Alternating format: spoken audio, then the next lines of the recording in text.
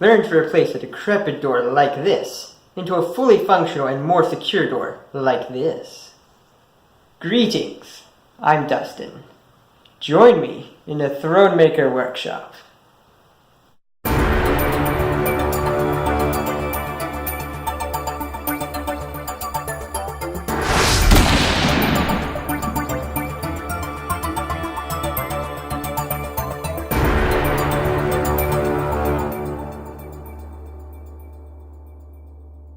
Before starting any woodworking project, make sure that you're wearing your safety equipment.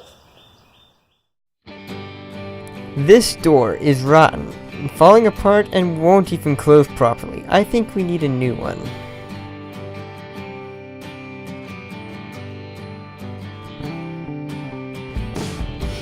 My dad and I took measurements of the opening and made detailed plans in SketchUp of a board and batten style door.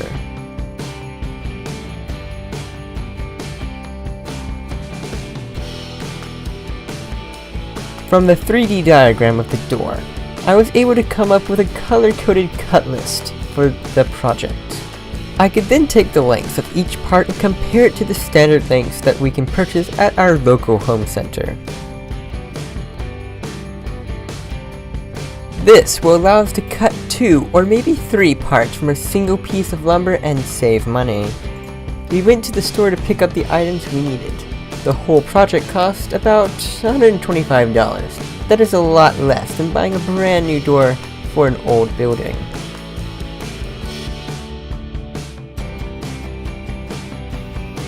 I had a good bit of fun doing this part. Removing the door was easy. All we had to do is unscrew the hinges and off comes the door.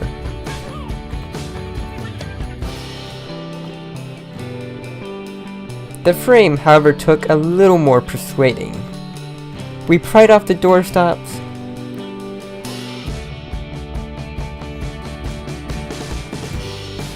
then we hammered and pulled to take down the door frame.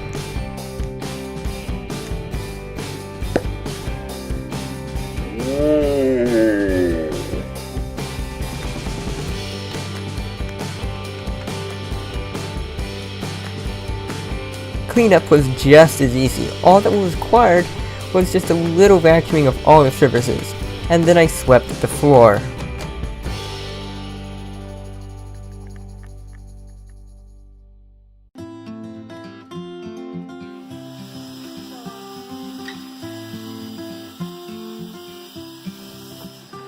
So I first drilled out the countersink for the anchors, then drilled out the hole.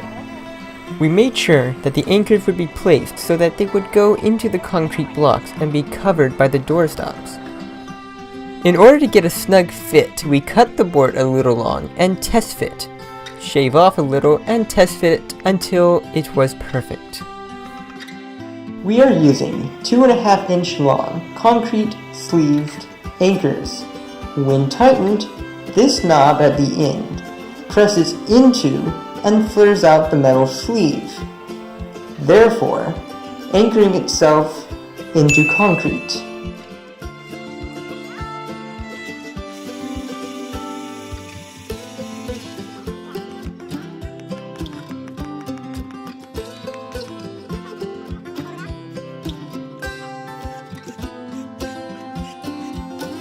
Sometimes we ran into problems.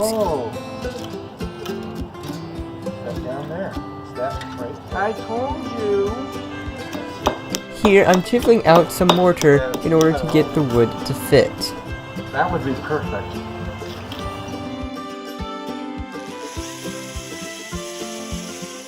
The anchors are hammered into the drill holes and tightened. The threaded rods are then cut flush. Here, my dad and I cut 3 1-inch doorstops out of 1 2x4. The wood is placed on marked lines, where the door should stop, and then drilled and screwed over the recessed anchor bolts. That's good. That's not that bad. Okay.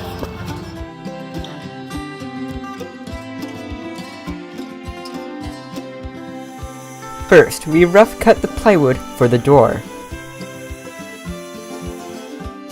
By putting the plywood over the opening, my dad then marked the sheet and cut it 1/4 inch smaller than the door jamb opening. The battens are 2x4s cut to fit.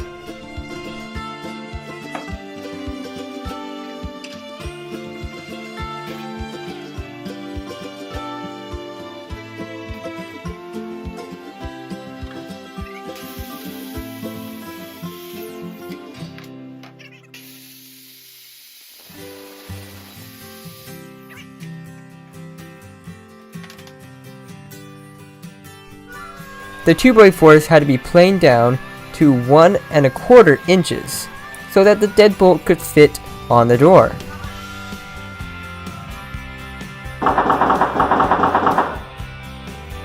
I got on the floor to screw 34 screws up into the wood.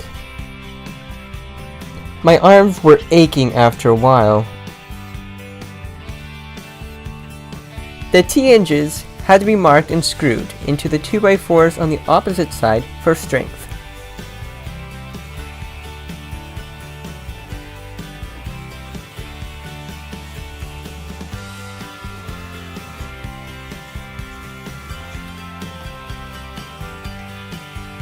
Placement of the deadbolt is critical in order for it to work properly.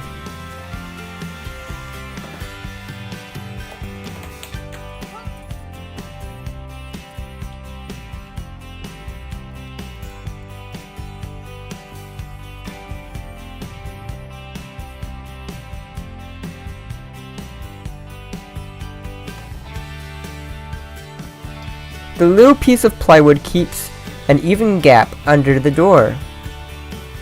1/4 inch shims keep an even gap on both sides of the door. Now the T-hinges are screwed into the door jamb. Placement of the hole for the deadbolt have to be right so the door locks tight.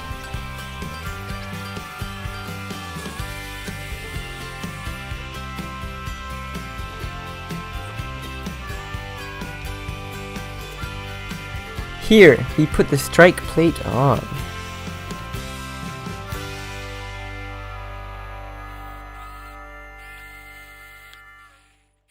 And the last step is to put on the 2 barn door handles.